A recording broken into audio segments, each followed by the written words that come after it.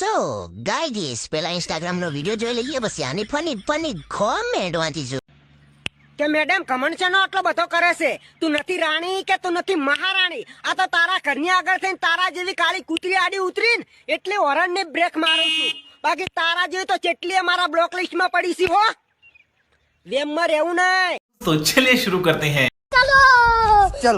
વાતું 15%, ચપટી 85%. એલા હે આને કોણ હેરાન કરે છે? અલ્યા 2-4 બ્લોક માંથી કાઢીને આપજે, મારે ચાલશે કારી કૂતરીએ.